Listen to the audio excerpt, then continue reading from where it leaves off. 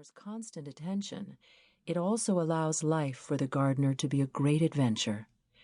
Gardeners always recognize one another because they know that in the history of each plant lies the growth of the whole world. The author. Ireland, August 1983 to March 1984. Summer and Autumn. "I want to learn about magic," said the girl. The magus looked at her.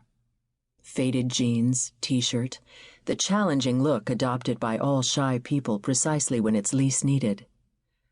I must be twice her age, he thought, and despite this, he knew that he had met his soulmate. "My name's Brida," she went on. "Forgive me for not introducing myself. I've waited a long time for this moment, and I'm more nervous than I thought I would be." "Why do you want to learn about magic?" he asked. "So that I can find answers to some of the questions I have regarding life, so that I can learn about the occult powers, and possibly how to travel back into the past and forward into the future." It wasn't the first time someone had come to the forest to ask him this. There was a time when he'd been a teacher who was known and respected by the tradition. He'd taken on several pupils and believed that the world would change if he could change those around him. But he had made a mistake, and teachers of the tradition cannot make mistakes. "Don't you think you're rather young?" "I'm 21, said Brida. "If I wanted to start learning ballet, I'd be considered too old." The magus made a sign for her to follow him. They set off together through the forest in silence. "She's pretty," he was thinking as the shadows cast by the trees rapidly lengthened and shifted as the sun sank lower on the horizon. "But I'm twice her age." This, he knew, meant that he might well suffer. Brida felt irritated by the silence of the man walking beside her. He hadn't even deigned to respond to her last remark. The forest floor was wet and covered in fallen leaves. She too noticed the shadows changing and the rapid approach of night. It would be dark soon, and they didn't have a flashlight with them. "I have to trust him," she told herself. "If I believe that he can teach me magic, then I also have to believe that he can guide me through the forest." They continued walking. He appeared to be wandering aimlessly from one side to the other, changing direction even when there was no obstacle in his path.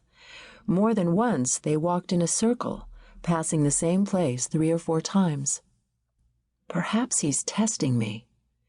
She was determined to see this experience through to the end, and tried telling herself that everything that was happening, including those circular walks, was perfectly normal. She had come a very long way and had hoped for more from this encounter. Dublin was over 90 miles away, and the buses to the village were uncomfortable and left at absurd times. She'd had to get up early, travel for 3 hours, ask the people in the village where she might find him, and explain what she wanted with such a strange man. Finally, someone had told her in which part of the forest he could usually be found during the day, but not without first warning her that he'd already tried to seduce one of the village girls.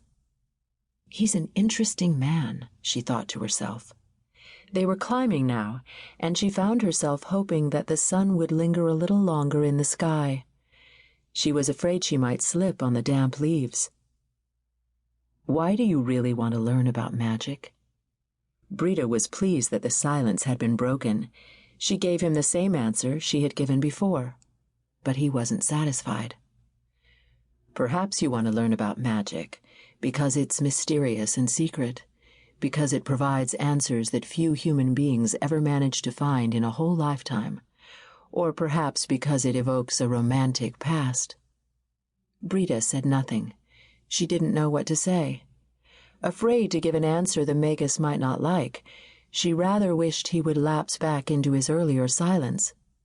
At last they came to the top of a hill, having crossed the entire forest.